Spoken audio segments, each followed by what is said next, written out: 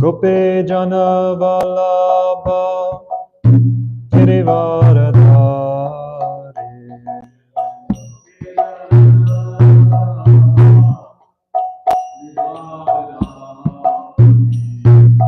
Gope Jana Vallabha Girivaradhari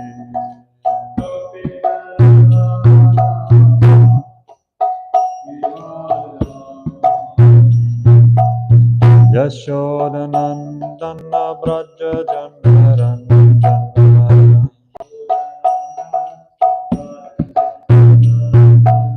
Yashodanandana Braja Janaranjana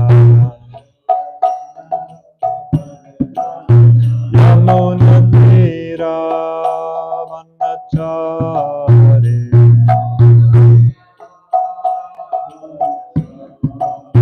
Yamunatira Vanachari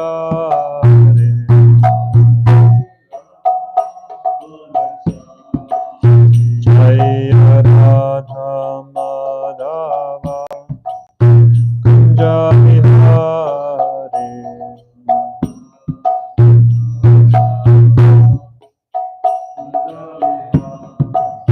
Jaya Radha Madhava Kunja Vihari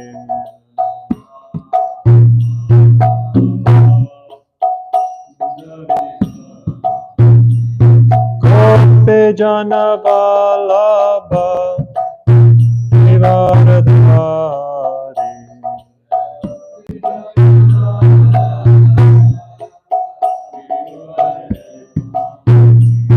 Gope Jana Vallabha Girivaradhari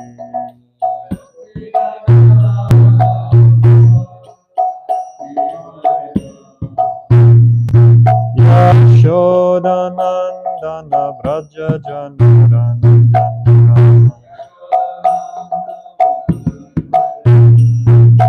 Yashodanandana Braja Janaranjana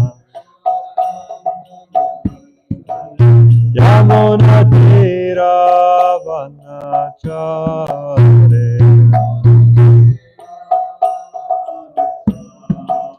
Yamunatira Vanachare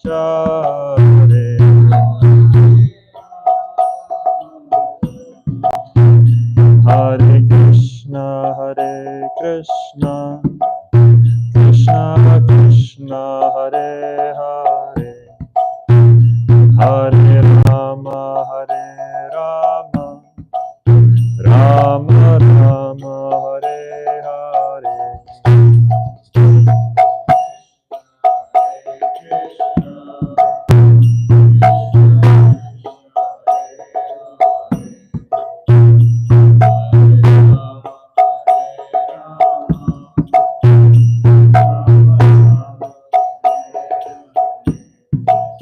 Hare Krishna Hare Krishna Krishna Krishna Hare Hare Hare Rama Hare Rama Rama Rama Hare Hare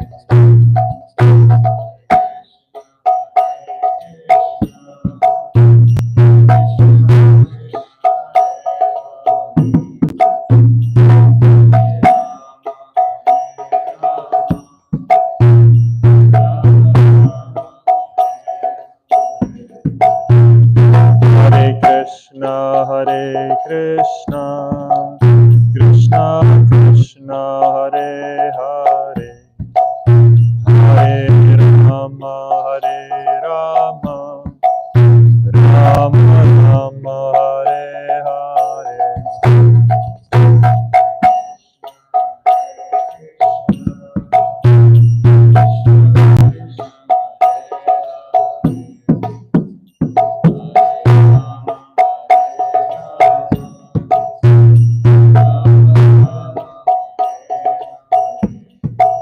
Jaya Prabhupada Jaya Prabhupada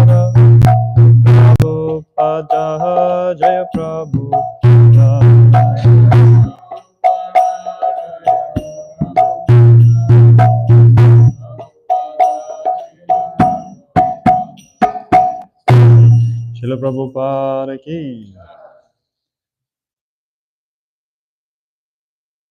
Om Namo Bhagavate Vasudevaya. Om Namo Bhagavate Vasudevaya. Om Namo Bhagavate Vasudevaya.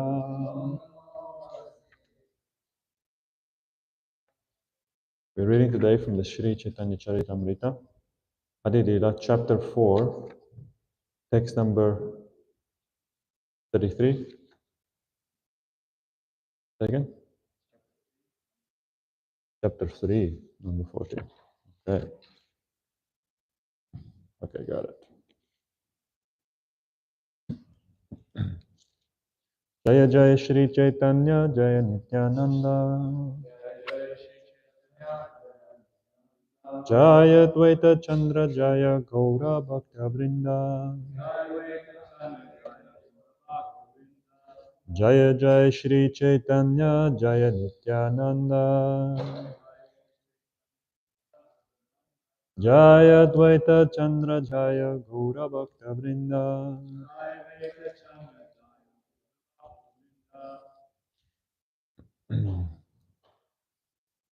Kali Yuga, Yuge Yuga Dharma, Namera Prachara. Tati Lagi Pita Varna Chaitanya Vatara. Kali Yuga Yuga Dharma, Namera Prachara. Tati Lagi Pita Varna Chaitanya Vatara. Kali Yuga Yuga Dharma, Namera Prachara. Tati Lagi Pita Varna Chaitanya Vatara.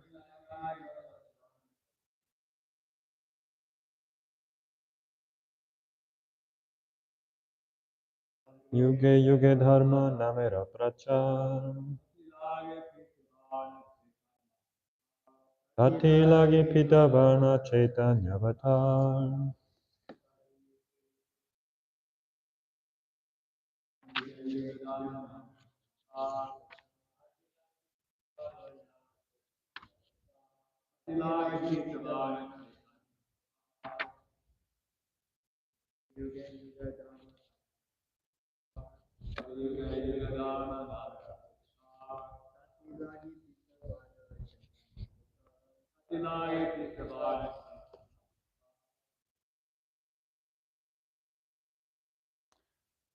Kali Yuge.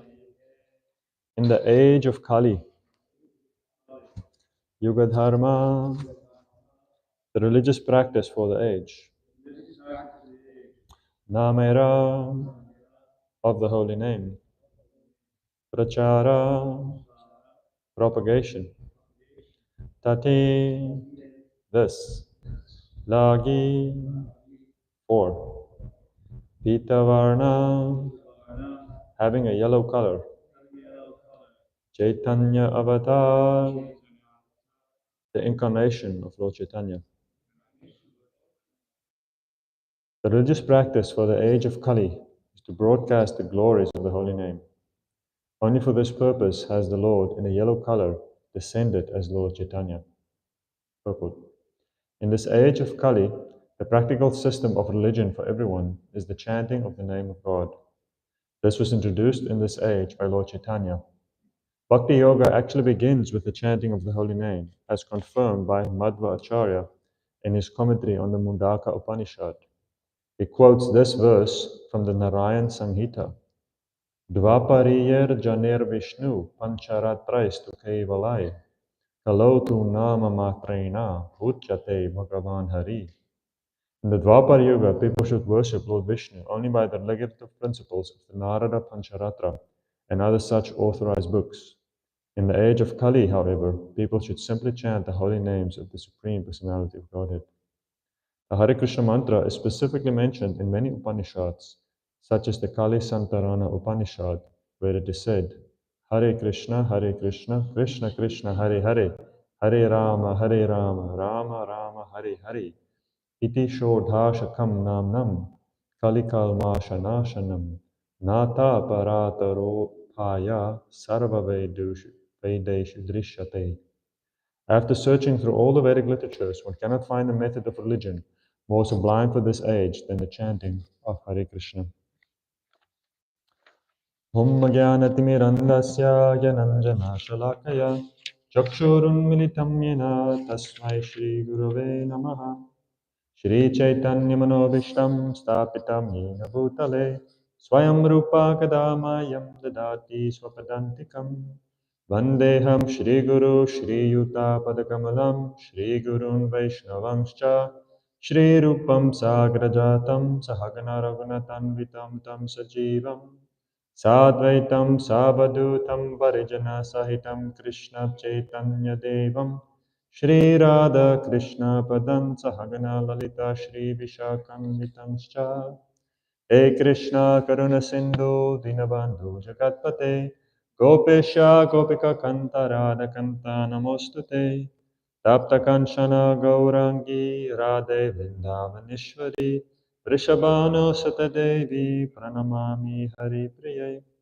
Panchakalpa Tarubhyascha Kripa Sindhubhya Evacha Patitanam Pavanebhyo Vaishnavebhyo Namo Namaha Shri Krishna Chaitanya Prabhu Nityananda Shri Advaita Gadadhara Shri Vasari Gaura Bhakta Vrinda Hare Krishna Krishna Krishna Hare Hare Hare Rama Rama Rama Hare Hare Kali Yuga Yuge Yuga Dharma Namera Prachar Tati Lage Pita Varna Chaitanya Avatar. The religious practice for this age of Kali is to broadcast the glories of the holy name. Only for this purpose has the Lord, in a yellow color, descended as Lord Chaitanya. So, wonderful. So as we're moving through this chapter 3, we're reading about the reasons for the incarnation, for the appearance of Lord Chaitanya. And naturally, a discussion on the holy name is very central to this purpose. Very difficult to understand the purpose of Lord Chaitanya's appearance without understanding the Yoga Dharma of chanting the holy name of Krishna. So, very nice purport here and some nice shlokas quoted that help us establish our faith in the holy name. So we understand that the Yoga Dharma has different practices in different ages for attaining perfection. And in the Kali Yuga, Lord Chaitanya has come to inaugurate the process of chanting the holy name. And there's a few things to note here. The first thing is that we see from this purport also, as Prabhupada quotes these verses from the various Upanishads and from the Acharyas, that it is important that the practice of chanting the holy name is understood to be something that is not concocted or made up, something that is authorized by the scriptures. And the reason for that is that a big part of our success in chanting the holy name, or the main pivot of our success, one could say, is our faith, the faith we invest in the holy name, the faith we have. So we understand that the reason why the practice of chanting Hare Krishna is the Yoga Dharma for the age is because it is very simple. And in Kali Yuga, people are short-lived, they are less intelligent, and they are unfortunate, they are misguided, and above all, they are always disturbed. So because of this, the Dharma of the age has to also take into account the conditions of the age, which is quite amazing to think that this concept that Dharma, even though it is eternal, it is also adapting to the circumstances. It's fascinating. And we see that that goes for all kinds of Dharma. Grihastha Dharma, Brahmachari Dharma, Sannyas Dharma. It is eternal. There's eternal principles behind it, but at the same time, it is also adjusting according to the age. Modern day sannyasi, and if you look at the traditional perspectives of sannyasis are not allowed to wear shoes. But if you can't wear shoes, then you can't get on a plane. You can't get on a plane, then how are you going to travel and preach? So many things are changing. Huh? We see that, you look at something like Stri Dharma, the Dharma of woman, and then that also has to adjust to the modern world, the world we live in, which is very different. And in the future, who knows what's going to happen? Same with Brahmachari Dharma. And the Brahmachari is supposed to just wear a cloth made of bark. He's not allowed to shave his hair. What to speak of a Brahmachari having his own TD Bank debit card? Huh? So many things. What can we do? Brahmachari Dharma. Things have to be adjusted for the age. So similarly, the core idea of attaining self-realization, there has to be a practice that is something that's practical for the age in which we live in. And therefore, even though it is eternal, it is also adjusting to the circumstances, which is such a fascinating thing. This combination between eternality and then also change and adjustment. And it is at the core of our philosophy and in the core of the success of our sampradaya specifically. We see that we have these broad-minded acharyas that were able to adjust things in a way without sacrificing the core values. So, chanting of the holy name is very much Yuga Dharma for our age because it is simple. But it's very important to understand that there's a big difference between something being simple and something being easy.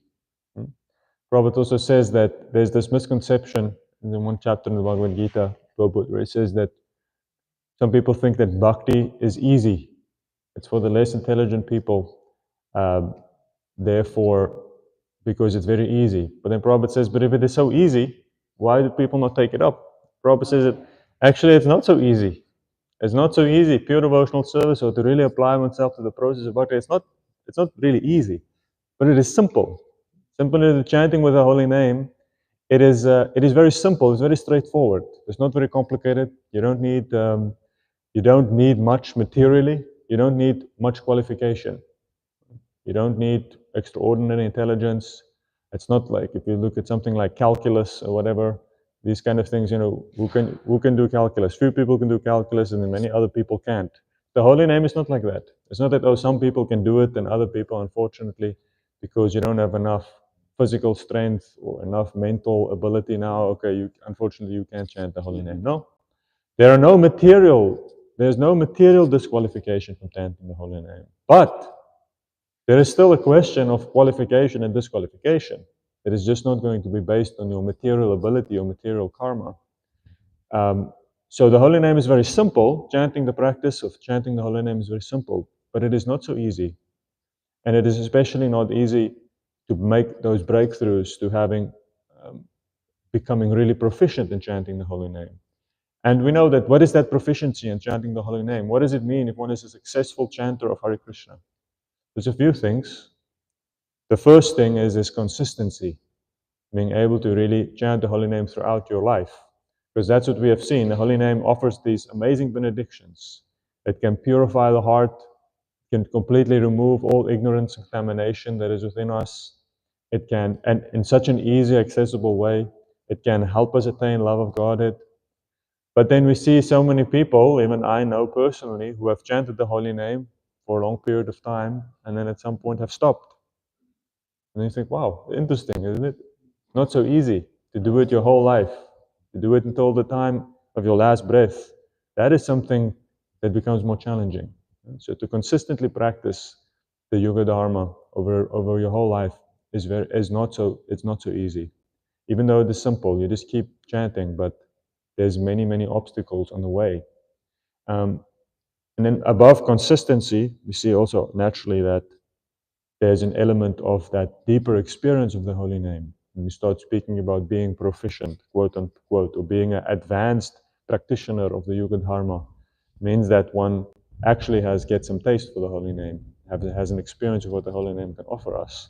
And that also we know is not so easy to really make those breakthroughs. So as Prabhupada said, yeah, it is simple, but it is not necessarily easy. Straightforward, but it is still challenging. And but by the mercy of Lord Chaitanya, it is definitely possible. Just because something is not easy doesn't mean it is impossible. And that is also sometimes something that we have to embrace, that difficulty is not necessarily a problem. But in Kali Yuga, we want things as easy as possible, easy and convenient. If it's not easy and if it's not convenient, then it doesn't become difficult, it becomes impossible. So that is our misfortune. And if we look at chanting the holy name, and we see that the challenges naturally is, as we know, the 10 offenses that can come between us and the holy name. It can come to the point where it ruins any kind of ability that we have. It actually makes us averse to chanting the holy name. That's one thing. When there is a lack of interest or some boredom, that's not so bad. You can push through that. But it is possible by improper action, by a certain kind of attitude that we can cultivate, certain kind of actions that we can have, that can actually come to the point where we become averse. That it's not just that you struggle to chant, it's like it is actively painful to chant the holy name. So that is something very fascinating. When we see that sometimes people think that they leave, people think they give up the practice of chanting, but that's not actually what happens.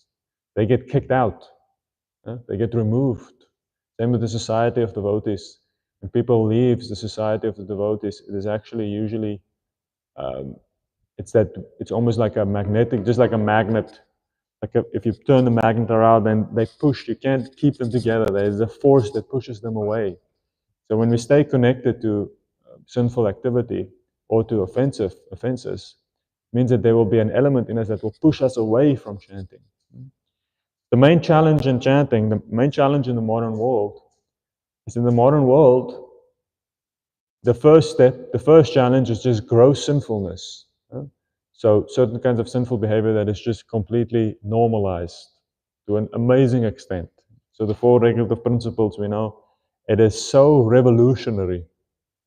But once you get into the society and you start practicing the 4 regulative principles for a while, you realize it is so fundamental. It is just so basic, actually. Like the regulative principles, like at a certain point in your life, at least for us who come from outside Krishna consciousness and grow up in modern culture, then the 4 regulative principles are just so extreme. It's just unfathomable that people can actually live like that when you first get into it. Just depending on, when you come from your society where, like Prabhupada said, these 4 sinful principles, it's practically the basis of modern civilization. It's practically what people are living for. It's like basically that's what makes life worth it. That's why they make money. It's like that's what it's all about. So and you can see once you practice, not even eating at a restaurant, something as basic as not eating at a restaurant. It's so extreme for many people. For people who live in normal secular society. But then once we get, and that stuff naturally, that will push us away from taste for the holy name, because the problem with these activities are that when we engage in them, they flood our consciousness with the lower modes of nature. Totally flood your psyche, flood your body with passion and ignorance. And that passion and ignorance, when the mind is contaminated by passion and ignorance, it is very painful to chant the holy name. Ignorance makes us dull and sleepy, no ability to concentrate, to stay absorbed. And passion makes us so agitated, no ability to concentrate, to stay fixed in mind, agitation, frustration. So all these experiences that we have, that is the reality when passion and ignorance are influencing us. It's very difficult to just hear and chant about Krishna. But then more than that, at some point when we become fixed in the 4 regulative principles, then we see that actually that is just the beginning. The greater challenge in Krishna consciousness, the next new frontier, is in avoiding even activities that are not necessarily outright sinful, but that are distracting us from Krishna consciousness. And we see that Prabhupada says in the 10th chapter, he says that the difference between pious and impious, between good and bad in the material world, all is a concoction. Krishna's Kaviraj said the same thing. There's no good and bad or sinful and not sinful in the material world. It's all just a mental concoction. This is basically anything that is not connected to Krishna is bad. Whether it's pious or impious or this or that. And it's, again, a very extreme position. But for those who are interested in attaining a taste of chanting the holy name of Krishna, that is the reality of the fact. Is that there are so many things that if it is not really connected with Krishna, it is an obstacle. Why is that? Because we have limited resources. Main thing is we have limited time. We all know, limited time. Whether you live in the temple, outside the temple, no one has time.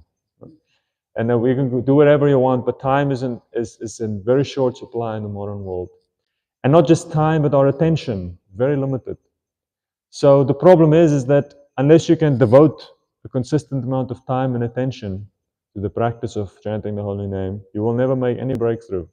You will never actually get that deep absorption that is available. So therefore, that is what makes the modern world actually very challenging, and just as challenging for the devotees, just as challenging for those who have broken away from sinful activity and have become very well established in following the regulative principles and acting within that shelter of at least avoiding gross sinful activity. The problem is that distraction, vikshepa, is still there. And to break through to that is very tough. Very, very, very tough. And that is why chanting Hare Krishna is very simple, but it is not so easy. Because distraction is there. And to create a culture in which one can stay focused and actually be absorbed requires an immense amount of practice.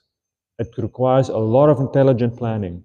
And it requires also a certain level of customization, because we all are facing different challenges in life. I saw it when I started working. I started working full-time, and then I work remote. So I just go sit every day in a room in my house, and that's where I work. And it was very challenging in the beginning, because you're just sitting there alone, and I had to make all kinds of plans not to that I don't space out on my phone or space out on this, or sit on WhatsApp or watch YouTube. And you have to really work hard to concentrate, because the whole day you're in front of a computer, and it's just a click away, isn't it? There's like the whole internet, a whole and it's in YouTube. I think the amount of content that's on there, the hours, it's like billions of hours of video. Like it will take you many lifetimes. If you would want to watch everything that's on YouTube, it would take you many, many, many lifetimes. If you would just sit for 80 years just watching YouTube 24 hours a day, it will take you thousands of lifetimes to watch everything that's on there. So dangerous, so crazy. And that's just YouTube. What's speaking of everything else that's on there. So, and then when I started working, I had to really make a plan. What am I going to do to not get distracted? Not get distracted from what to speak about my work, but also not to waste so much time. So the point is that as we go through various challenges in life, every time a situation changes, we will be faced with the same challenge. Okay, how are you going to stay focused? How are you going to, what is your plan to avoid distraction? Because in Kali Yuga, we cannot run away. We see, this documentary about the Amish people. So the Amish and the Mennonites, very strict. I mean, they've been able to keep their practice of avoiding modern culture for hundreds of years. Fascinating that they've been able to do that. Very impressive. And when you read Prabhupada's vision initially for these farm communities, it was actually more or less similar to what the Amish or the Mennonites are doing. I mean, we couldn't really pull it off. But that's, if you read Prabhupada's earlier instructions when he was there in Vrindavan and trying to set it up, basically similar to like an Amish farm, like it's completely disconnected from technology and like not using electricity and just living like that. And very fascinating. But they have been able to do it for a long period of time. But even they now, the problem is the smartphone. The smartphone has also infiltrated their communities. And what's interesting with the smartphone is, the reason why it's so challenging is because now you can have it and no one has to know. Because before, if you get electricity, if you get you get cable TV, I mean, it's going to be, people will, it's very clear as the Optimum or the Verizon truck has to come and like install cabling to your house, and But the thing with the smartphone is that you get a little sun panel somewhere, and you have your phone, and no one even has to know. It's just your little secret.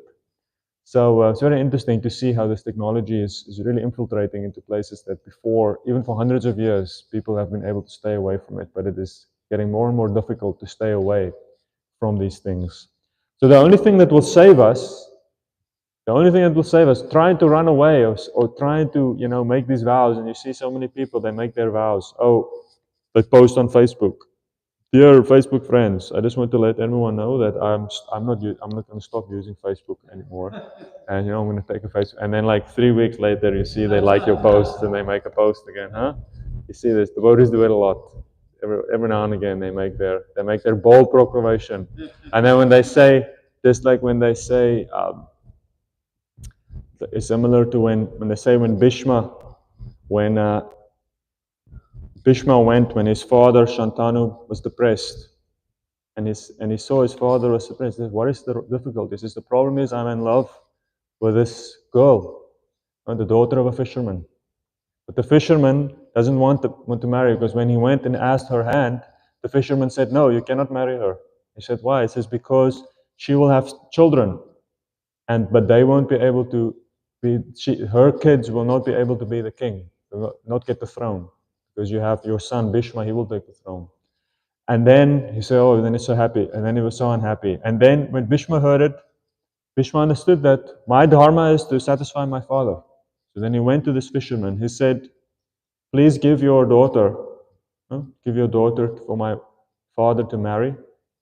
And he said, then her children can get the throne. And then the fisherman said, no, because what will happen is your children, they will grow up and they will be very powerful. And they will kill my children, they will kill my grandchildren and take the throne from them. And then Bhishma, he said, okay. He said, then I vow I will never have children.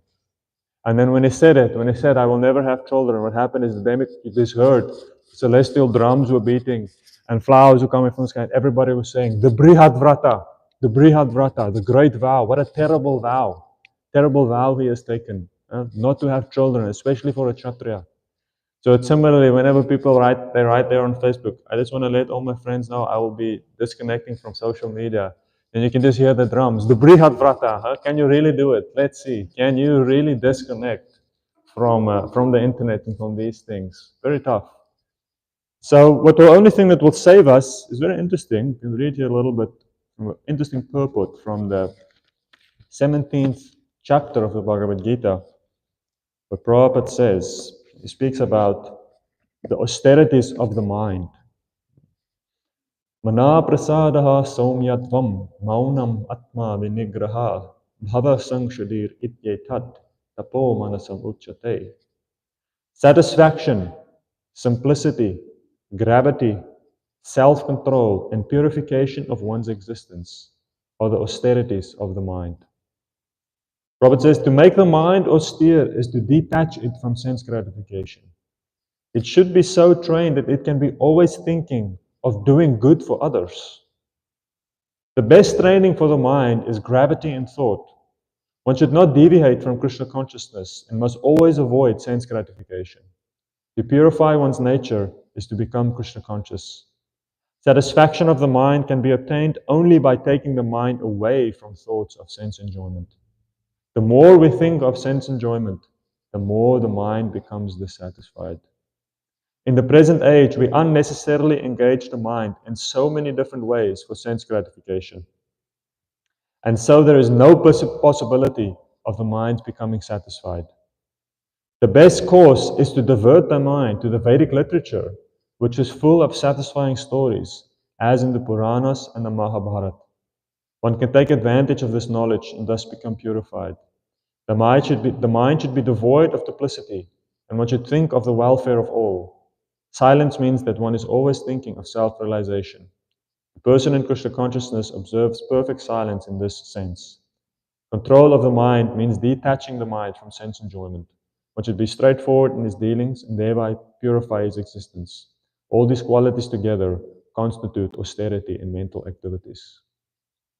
Very interesting. Robert says, yes, what is the reality? That the mind is, we hear in that verse, Mandasu mandamatayo mandabhagya yubadrutaha, that in Kali Yuga, as I said before, short-lived, unfortunate, misguided, but above all, always disturbed. And a lot of that disturbance is not really so much necessarily due to the world outside of us, although there's plenty of things outside of us that is disturbing, but it is due to the mental culture that we have created, the mental culture that is just pervading the world around us. And we see people are becoming mad. No, people are really becoming crazy. It was, people always being crazy. There's a certain craziness in the material world where you think whatever, you go for sense gratification or whatever. So many dumb things people do. But now people are becoming like crazy, crazy, crazy. Like like just completely disconnected from reality crazy. Very interesting to see. It's definitely increasing. So as Prabhupada says, the mind can only become satisfied if it is directed away from sense gratification, from all this stimulation. And sense gratification, again, what does that mean? It just means that there's so many things that are done purely because of the sensual experience that it gives. But it has no value besides that. It is not healthy. It is not required. It does not bring you knowledge. It doesn't do anything. It is purely you just do it because it's fun or nice. So watching so much of cinema and all these things, it's exactly in that category. It has no value. There's no value. It's not even directing you closer to the ultimate truth. It is actually most of the time completely sensual, completely based, and we watch it because either it is funny or it's exciting or whatever. But ultimately, these things they disturb the mind because it's now you have to absorb all these things, and everything that you take in, you have to digest it.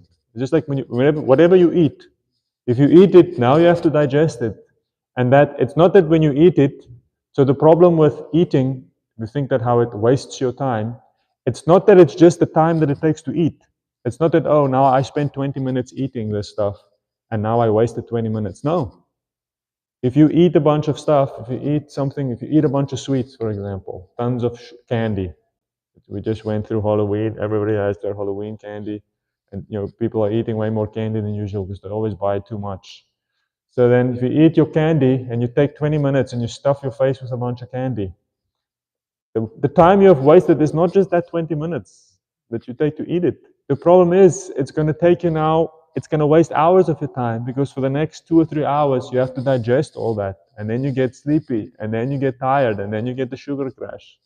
So similarly, when you watch something, it's not just the hour that it takes you to watch that stuff. It's the resultant hours that it's going to take you to digest it and to again come to the point where your mind is sort of peaceful and able to take something else in.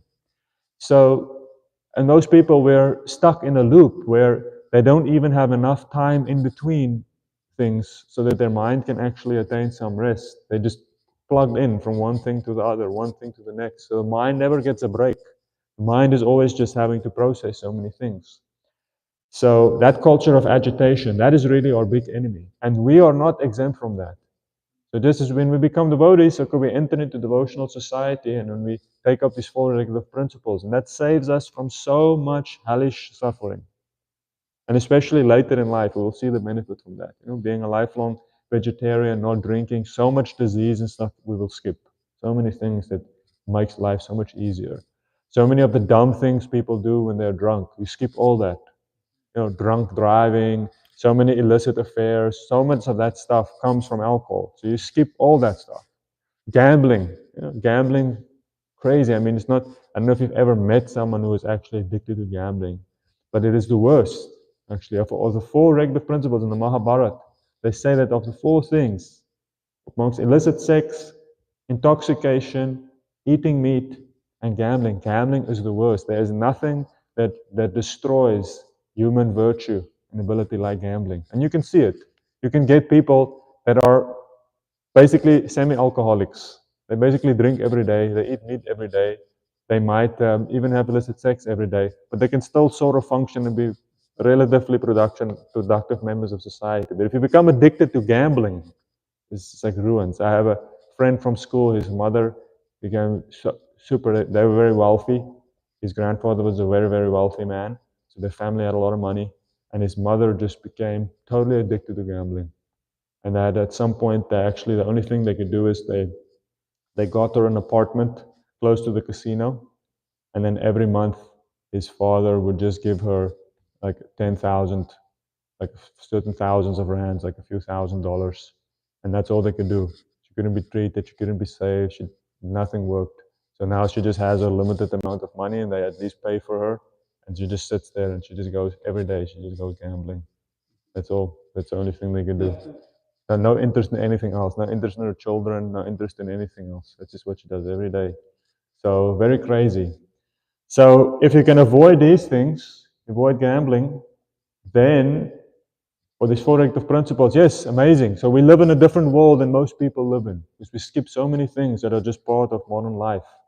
But we are not skipping, we are not excluded from these things. We are not excluded from the modern culture of entertainment and technology. Unfortunately, that is also something we have to live with. It's not something we can just completely avoid, just like drinking or whatever, these things that we can completely avoid. We cannot avoid the world of the internet and YouTube and all these kind of things. And that is a real challenge and something that our movement hasn't really practically been able to deal with, because it's something that is so novel. So again, as we proceed then on our journey of the CC to understand, this is what Lord Chaitanya, this is his mission.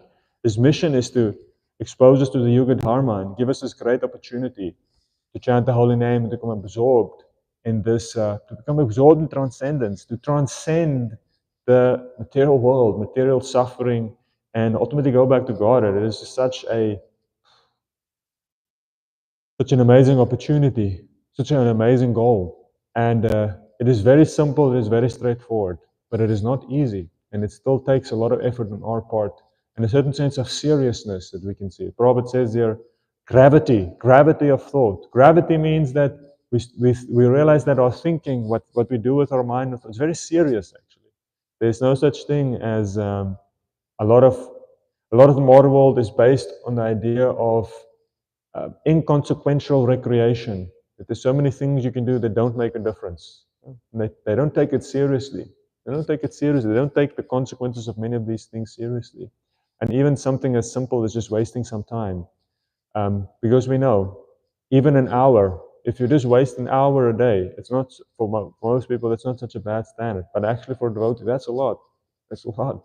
That's like half your rounds. That's like 8 rounds. You could have chanted, if you chant 16 rounds a day and you waste 1 hour, you could chant 25 rounds a day if you just take that extra hour that you waste. And an hour is not a lot. I mean, many people waste 2 or 3 hours every day. So very, very difficult in the modern world not to waste time. And it requires, and it's not something to feel bad about. It's in one sense, it is not so surprising. Don't be shocked. It's very difficult not to do it. But it requires some consistent effort on our part to really move forward and to create a culture for ourselves where we try to be connected as much as possible. And slowly we start to move all these unfavorable things out of our life. And at the end, as I said, we cannot, the regulative principles we can just completely avoid, and that's the easiest. The easiest is if we can just totally abstain from something, because then you never have to think about it. You don't have to worry about it. You don't have to worry about being a moderate drinker. Because you just drink 1 glass of wine a day, it's not so bad. But the easiest is just not doing it at all. Then you don't even have to think about it. But there's other things in our life, unfortunately, we cannot do that. You cannot just draw a line in stone, because you have to work with it. You can't say, I will never use the internet. No, you can't. Who can do that? So these things are actually where a lot of the challenges lies, is in these gray areas in our life, these things that are there that have to be pushed away. It's just like your beard, like you have to shave regularly. It's just one of those things. It's like, it will come back. You shave it and then it comes back. And until the day you die, you're going to have to always fight. You have to always fight your beard because it will grow back. So similarly, there's tons of these things that are part of our life that will always creep in. We'll start to encroach on our Krishna consciousness. And every now and again, we have to push it back a bit, get it under control. And that is just the challenge that we have. But ultimately, the thing that will save us the most is if we make that breakthrough and we really can become absorbed. If we can really put some energy into it, get some momentum, and get absorbed in hearing and chanting about Krishna, that absorption is the safest thing. That is the thing that is the only thing that will really help us. Because the opportunity for distraction will always be there. In the modern world, it's everywhere. And if you're not going to be absorbed, Krishna says that verse in the 2nd chapter, it says, I can't remember that. Let's see here.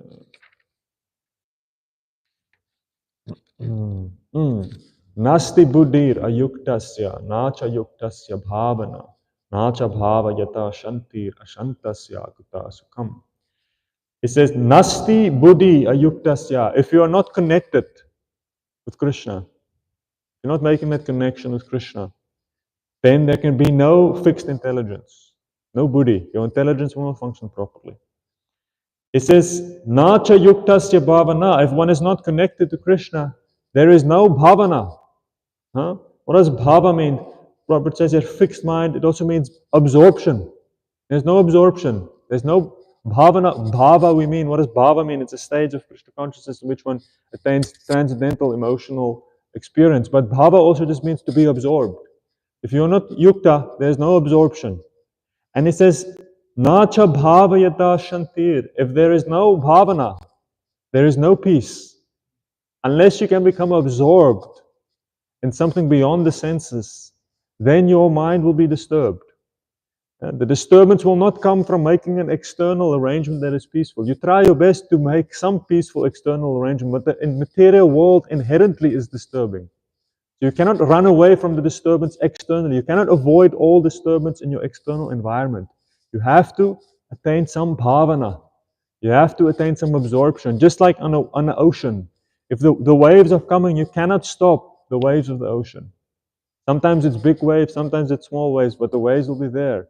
But if you go under the water, then the waves can go over you. Similarly, to become absorbed, if we can attain some bhavana, then we can go a little deeper. And then even if the waves are there, the disturbances are there, we can be peaceful. You have to go deeper. And then ashantasya kuta sukham. If there is no peace, where is the happiness? How can you expect to have any happiness in this world if there is no peace? So very interesting, this culture of focusing, concentrating, fighting the good fight of staying absorbed. And that's what we have to remember, that absorption is our goal. Absorption in Krishna consciousness. The goal is not to be this or that. The goal is not to be the perfect Grihastha, the perfect brahmachari, the perfect sannyasi. The goal is not to be the perfect temple manager or the perfect ghee wick maker or whatever it is. The goal is to be absorbed. That is really the goal, is to be absorbed. And if you're not absorbed, then you're in trouble. No matter who you are, no matter how long you've been practicing Krishna consciousness, no matter whatever your qualifications are, if you're not going to be absorbed, then you are not in a healthy position. Prabhupada writes in the beginning of the Vaishnav songbook, Prabhupada says, to be absorbed in kirtan, is to be sitting in a kirtan to be absorbed. Prabhupada says, that is the safest place in the material world. If you are absorbed somehow, then you are safe. That is the position where you want to stay in. And for that, we have to really work on it.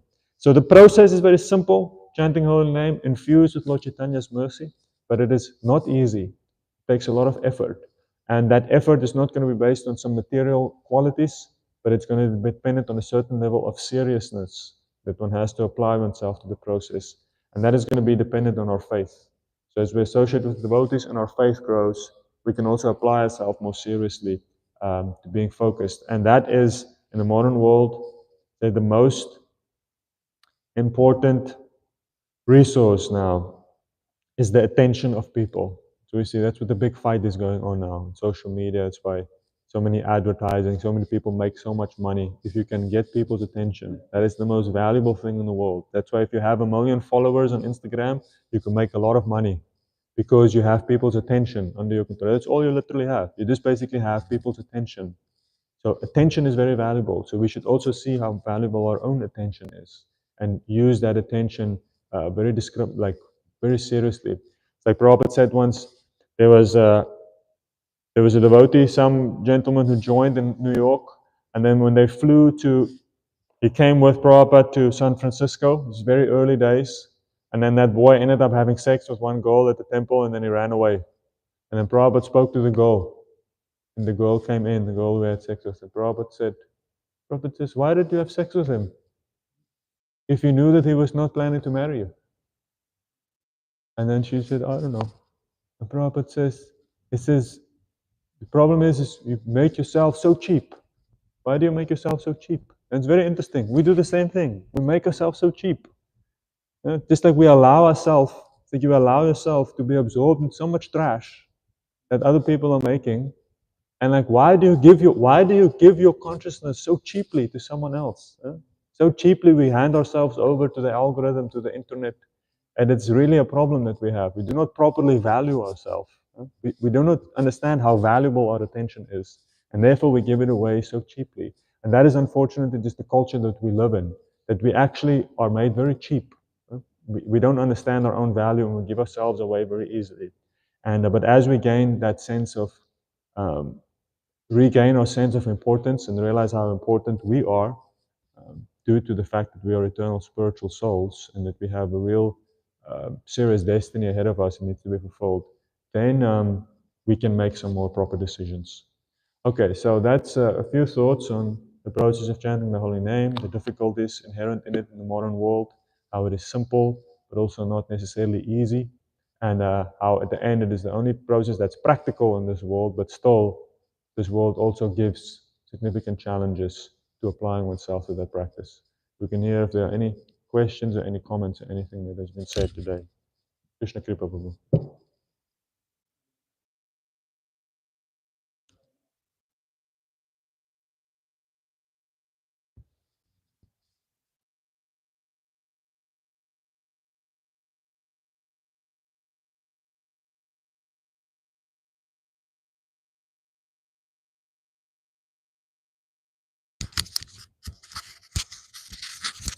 Let's see. Not charged?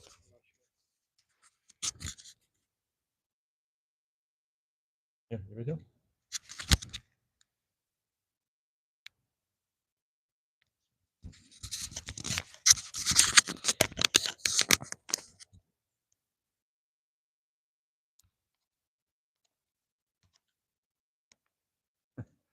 Double mic. Yeah, really.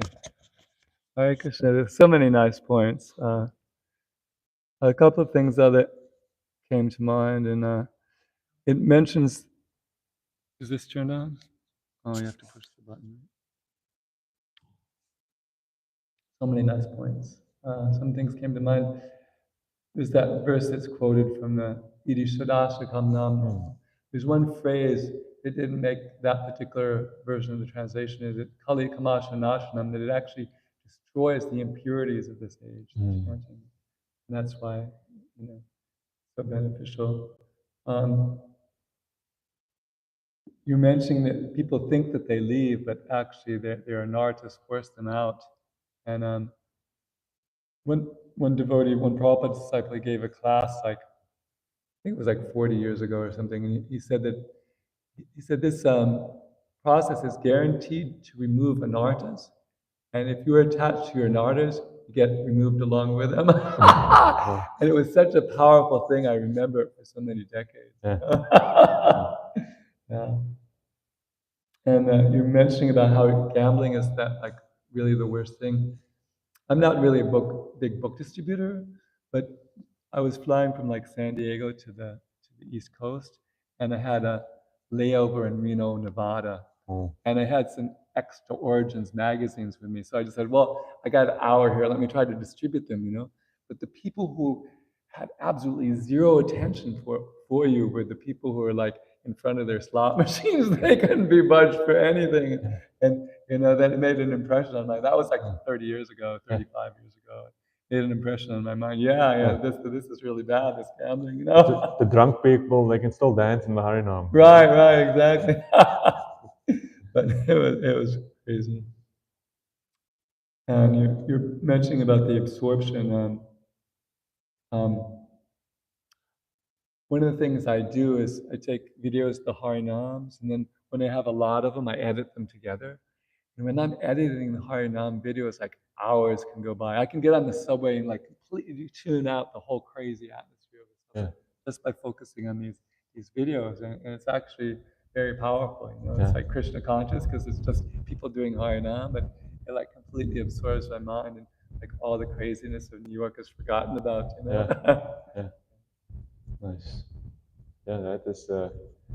It's not a cheap thing to have that, to be absorbed in something like that.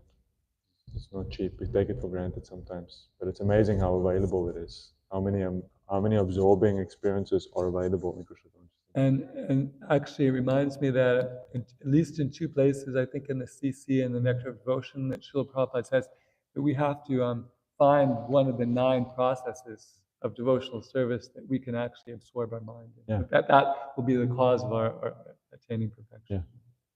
Yeah, we see in the Madhurya Kadambini then also, when Vishnu Chakravarti, when he explains about the various processes, then he says it is naturally for most people that one or two of these processes will become the main thing that they become absorbed in, and that's natural. And then that's like, you still do everything, but that becomes your main, you go deeper into that one thing, and that's nice.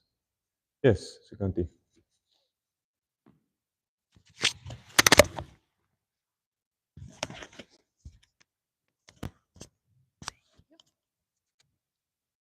Yeah, on the topic of making ourselves cheap, I have a question. Thank you for the nice class, by the way. I was thinking that Mahatma Prabhu has a lot of seminars on self-esteem for devotees, and he's brought up an issue in our movement that oftentimes devotees, out of false humility, develop this attitude of like very low self-esteem, and that this is actually the core of having some bad sadhana habits or maintaining bad habits, because there's this kind of belief that, oh, I'm not good enough, I'm not a good devotee, and I'll never be a good devotee, so I might as well keep up doing these bad habits. Like, what would you say to that? And also, how can we break through these bad habits? At the same time, we don't want to be prideful, but there is some kind of need to have some baseline of self-esteem to be able to break these bad habits, it seems. What would you say? Yeah, that's an interesting point. I mean, I think our bad habits there's a constellation of different things that enable us to stay stuck in those things. I don't think it's just necessarily, oh, because I have self-esteem, therefore I have low self-esteem, therefore I will have bad habits. I think it's just general tamagun. It's tamagun, you see, because we're not actually self-realized, that's a problem. We don't actually understand it with the spirit soul.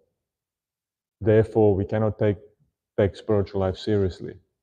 Understand? It's like we don't really understand that, yes, I'm a spirit soul, I'm totally eternal, and just the basic things.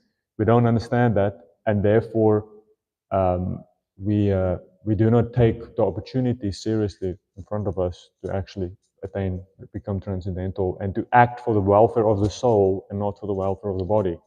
No, that's really what we have to choose. We rather choose to satisfy the demands of the body instead of choosing to satisfy the natural desires of the soul, because we identify more with the body. And I think a lot of our bad habits is plain laziness. You know, just lazy. We're lazy. We're not lazy. We're lazy. Therefore, we don't fight it. And then we can come up with tons of different reasons, like excuses or justifications for that.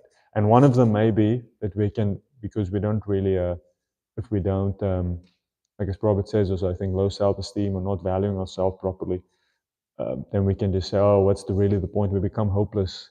Because again, it's another manifestation of tamagun. Tamagun means you become hopeless. Tamagun means you're lazy, hopeless. Tamagun also means lamentation, like lamenting. Oh, I'm so oh my God, I'm so like this or that. But therefore we know that is just, and then you say, oh, I'm so fallen. Well, I might just go, do whatever the hell I want to, because there's no hope. So that is, is that really humility or whatever it is? No, not really. And so I think a sense of healthy, if you look at Prabhupada, for example, Prabhupada is very humble, but Prabhupada was very aristocratic. And Prabhupada had a strong distaste for inferior things, like for tamagun. He didn't like it. Remember my spiritual master, Ramakanda Maharaj also, he really didn't like Halloween. He really didn't like it. He didn't like all these people wearing these things. He says it just brings out a perverse kind of mentality.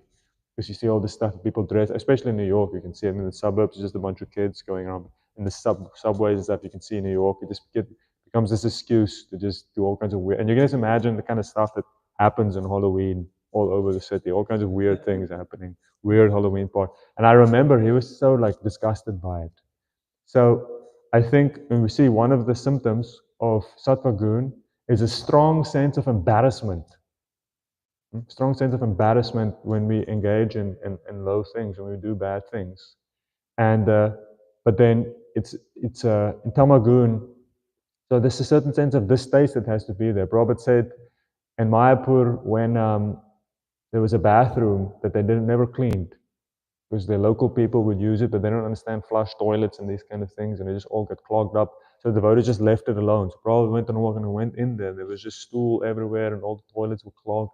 And Prabhupada was so upset. And Prabhupada says that if you see this and you don't do anything, then you become like this. If you see so much tamagun and you don't do anything about that tamagun, then that tamagun will affect you and it will pull you down. And it says if you are, because the modes cannot really, they don't like to be with one another. It's like oil and water. Like if you're in sattva gun, you have to cultivate a certain kind of a dissonance of tamagun and rajagun. And if you're in, and that's the same with any of these modes. Like in the rajagun, you don't like to be lazy, you don't like to be tamasic. You want to fight and you want to push. And you see all these people. It's about working harder and pushing harder. They don't like tamagun either. And in tamagun, you don't like the pressure. People want to push you. You see people are very tamasic, and then there's pressure. Oh no, you don't want to sleep, and you get all whatever it is. And in sattvagun, you also develop. You become very sensitive. You become sensitive to tamagun and sensitive to rajagun. So it really is about the modes of nature. So I think that we look at Prabhupada had that healthy sense of like, you could see this brought himself very regally, and he would not subject himself to low things.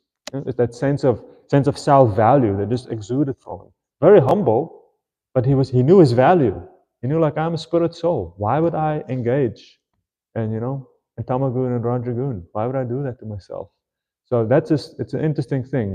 It's definitely connected with a sense of self-value and a sense of purpose, that we do not voluntarily sell ourselves out to lower things. And it comes ultimately just from the basic thing of understanding the value of the soul. Yes, I'm connected to Krishna, and I have transcendental potential. I have the potential actually to transcend the influence of the three modes of nature. I have the potential to become absorbed in pure Krishna consciousness if I will avoid these inferior things. So to take that potential seriously and to value that, I think so long as we place it, if you place your sense of, like Prabhupada placed his sense of pride and self-value in his relationship with Krishna, and not in trying to artificially puff yourself up with thinking, oh, but at least I'm this, at least I'm smart, at least I'm wealthy. Like all those things also won't help you. It won't help protect you from the lower modes of nature. You have to develop a sense of self-worth that is based on your relationship with Krishna, your relationship with your spiritual master, and your potential, and the fact that you have this inherent connection with Krishna. And yeah, I think if you do that, you will be protected from this sense of hopelessness that comes from tamagun, and self-loathing and self-hatred. All that stuff it's all tamagun. Because again, it is all based on being too much absorbed in ourself. If we are self-loathing and self-hatred, is just the natural consequence of being too self-absorbed. Self-absorption. We read about the gopis. The gopis, they were self-forgetful. They actually forgot themselves. They were just so fixated on Krishna that they broke. So you have to break that cycle of self-absorption. So if we are self-absorbed, we will oscillate between two things. Between sometimes feeling very superior to other people and then sometimes feeling like horrible. Because that's the nature of the material world. You're always going to have both. If you have intense pleasure, you will have intense suffering. So similarly, a lot of what we say, people think, oh, I have self-esteem issues. Those same people with self-esteem issues, who sometimes feel horrible about themselves, they sometimes relish their own superiority towards others. Yeah? That's why they oscillate. You won't find people who always feel horrible about themselves. They will sometimes excel and indulge themselves in feeling superior or feeling wonderful about themselves on a material platform. And therefore they get punished. Therefore you get the other side of the coin as well. So it is not really so much, oh, I don't have self-esteem. No, sometimes you've become so proud and become so puffed up. That same person who is sometimes feeling so horrible about themselves. So the difficulty is that intense self-absorption and identification with something material. And then you will oscillate between periods of feeling wonderful, of feeling grand, and feeling so happy that you're this or this or this, whatever the things are that you attach your pride to, whether it's your intelligence or your beauty or your wealth. And then other times the reality of life will hit you, and you will realize how, to a certain extent, gross our material conditioned life is, and that actually it's something to be embarrassed about, but we're so attached to it. So that the real thing is becoming detached. So when people think, oh, I just don't always like the self-esteem rhetoric, because people use it as an excuse to develop detachment. Think, oh no, detachment is this very difficult thing, and actually what I should first feel better about myself and develop self-esteem. No, if you become detached, then you will automatically feel better, because you will become released from the amazing burden what self-indulgence brings upon us, self-absorption brings upon us. So detachment allows us to be consistently happy and consistently clear, because we realize that it's not about me. And then you will become relieved from the feelings of pride and superiority, and you will also become relieved from that feelings of that deep, dark depression that comes when you realize how obnoxious our material conditioned self actually is, whether it's the body or the mind. So detachment allows for consistent happiness. And therefore Prabhupada says, Bhagavad Gita says, Brahma Bhuta Prasan Atma na sochati na kankshati samasareshu bhuteshu mad bhaktim labate param. When you attain Brahman, when you are detached enough from material things and you become absorbed in transcendence, then you become devoid of hankering and lamentation. You know, that feeling of moral, you become devoid of that. And you become prasan atma. You become consistently jolly. And Prabhupada says that's an interesting characteristic. You see the people who are detached, really detached, they're consistently jolly. They're actually just consistently happy. And we see so many wonderful people who are just always, I mean, when's the last time you saw Krishna Kripa Prabhu to be unhappy? You know, because he just has nothing to be unhappy about. And so detachment, actually, that will help us break this cycle, and to, by some psychological means, develop, try to think, or the solution is developing some positive self-esteem. If it's not going to be transcendental, then it's not going to help you. It's going to continue oscillating between these two things. So some thoughts on that. Okay, we have to end here before Prabhu comes. Okay, last question, Krishna Prabhu. There's that one verse that's so relevant. Yeah. There's no stronger obstruction to one's self-interest than thinking other matters to be more pleasing than one's self-realization. Yeah. So the instructions from Sanat Kumara to Maharaj Prithu. You got it. Yeah, and he says exactly that. That's the main thing. And then in that, there's a verse there that also says, if one becomes constantly absorbed in sense gratification, it is just like a lake that becomes dried up due to the reeds that are on the bank. So amazing to think that how your consciousness, if you become so absorbed in sense, your consciousness becomes empty. And when it becomes empty, you just fall down once again. I think that's it. Do you have a question, Connor? Yes. You can go for it. Antara Prabhu might come and chase us out, but that's fine. Hare Krishna. Thank you for the nice class. I wanted to ask, what helps you become absorbed? Well, I think you have to. Absorption is something that you cultivate over time. So I think it's different for different people, because it also depends on what process of devotional service you get absorbed to. Like if someone is a serious pujari, then their absorption, they have their way to get absorbed, which is related to devotional service. For me, I would say one of my main focuses of absorption is in scripture. So I have a whole culture of how I try to stay absorbed in scripture. You know, getting up early, I read before I chant my rounds, you know, because I find that early mornings is very powerful. And I try to study, I try to memorize slokas. So I think, but again, it's not that that's what everyone has to do. That's my relationship, because I like books and I like reading even before Krishna consciousness. And for me, I get a lot of absorption just from scripture, thinking about it, writing and studying it. So I think there's a lot of, when it comes to absorption, you have to also, there's an element of technique involved also. You know? Like just like deity worship is not, there's a technique involved in deity worship. There's a way you have to do it properly, and that aids the absorption. So similarly, when it comes to scripture, if you want to, for example, really get absorbed, if you want to learn a little Sanskrit or something, like whatever you can do to aid yourself in being more absorbed, it really helps. But that goes for all of the processes. So if you would ask a devotee who chants, like if the devotees who chant 6 hours higher, and if you ask Ram Roy Prabhu, for example, He will give you a whole way, how he stays absorbed in chanting, how he can chant for so many hours. So I think if you want, the main thing getting absorption is looking at those devotees who have really made specific practices their focus, and then learning from them their various techniques. Because I think there's actually a lot of different ways that people do it. But the main thing is that, yeah, you have to find the devotees who have excelled, and you can see they're very clearly absorbed in a specific aspect of devotional service, and then hear how they do it, what do they do, what's their techniques, and try it out and see what works for you. Because it's not the same for everyone, and there will be different things that work for different people. So, but learning from the devotees who have done it, that's really the key. So I didn't really answer your question specifically, but more the principle of the technique, the variation, and then learning from those devotees who have really made that breakthrough. Okay, I think we will end here. Grantaraj, Sri Caitanya-caritāmṛta ki, Srila Prabhupada ki, Jai. Gaur Premanande. Hari Hari Bol. His Grace Hari Vilas Prabhu Ki Jai.